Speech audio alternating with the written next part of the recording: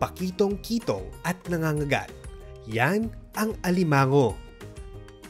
Pero dahil sa taglay nitong sarap, ito'y paborito ng maraming tao.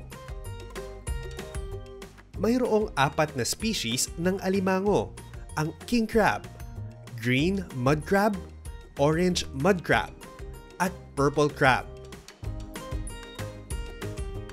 Ang dating tawag sa alimango ay mud crab, pero ngayon, mangrove crab na ang opisyal nitong pangkaraniwan na pangalan sa Ingles. Ayon sa isang kasunduan ng First National Mud Crab Congress na ginanap noong November 2015. Ang mangrove crabs ay tumutulong sa pagpapanatili ng kalusugan at produktibidad ng mga bakawan. Malaki rin ang kontribusyon ng mangrove crab sa aquaculture at fisheries dahil mataas ang demand para dito sa local at international market. At ito ay pinagkakakitaan ng mga komunidad sa baybayin. Sa Lanao del Norte, taon-taong ipinagdiriwang ang Alimango Festival tuwing Marso 22 upang ipakita ang masaganang industriya ng alimango sa bayan. Ang Lala ay masabi natin na crab capital dito sa Mindanao. Sa Lala rin matatagpuan ang BFRDC. Ang Brackish Water Fisheries Research and Development Center natin or BFRDC ay isa sa mga centers ng National Fisheries Research and Development Institute or NFRDI. So ang ating center ay nagki-cater ng mga commodities for research on brackish water. Isa sa mga commodities natin dito ay yung alimango, na kung saan ang ating project sa alimango ay ini-induce natin na magkaroon ng molting ang mga alimango at tinitingnan natin kung ano ang mga different techniques or strategies na kung saan makapagkuha tayo ng soft-shelled na tinatawag natin. At kung soft-shelled kasi makakain po natin ang lahat ng laman ng alimango. Kung economics lang titingnan, mas mahal siya doon sa ordinary na hard shell na kinakain natin kasi ang price nito sa mga restaurants ay doble or triple. Ang BFRDC ay may pag-aaral din ukol sa monoculture at polyculture ng alimango sa brackish water ponds at marami pang iba.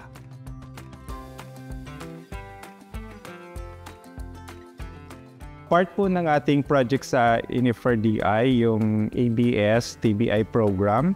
Meron tayong project on culture of mud crab or alimango in brackish water ponds. Kung saan tinuturuan natin ang ating mga stakeholders sa mga package of technology na na-develop na at binibigyan natin sila ng kumbaga parang capital, no, para ma-verify din kung yung paggamit ng ating package of technology ay maganda at kumbaga ang economics niya at makapagbigay ng income sa ating mga fish farmers or our stakeholders. Under ABS-TBI project din natin yung ating collaboration with CIFDIC AQD na kung saan sila nagpo-produce ng feeds at na-develop nilang feeds at tayo po sa NFRDI ay nagve-verify ng mga na-develop na mga feeds. So based doon, maganda ang ating production.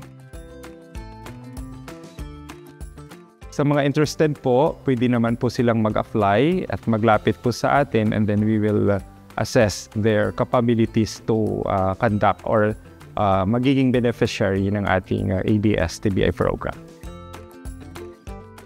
Sa ngayon, ito yung ating project dito sa Lala or sa atin sa BFRDC ay paano i-optimize at may gamit yung mga na-i-verify na mga technologies on culture of mangrove crab in brackish water ponds. Hopefully, marami pang mag-adapt ng technology at gumamit ng technology na na-verify ng NFRDI. Sa hinaharap, ang layunin ng NFRDI, BFRDC ay mapalawak at mapaunlad ang industriya ng alimango sa bansa. Nakatutok ang direksyon sa pagsulong ng sustainable practices upang maprotektahan ang mga likas na yaman at maiwasan ang labis na pangingisda. Patuloy na isinasagawa ang pananaliksik at pagdevelop ng mga bagong teknolohiya na magreresulta sa mas mataas na kita at mas magandang buhay para sa mga komunidad. Magkaroon din po tayo ng hatchery ng crabs or alimango. Ito ay magdagdag at mag-increase din ng production at sustainability.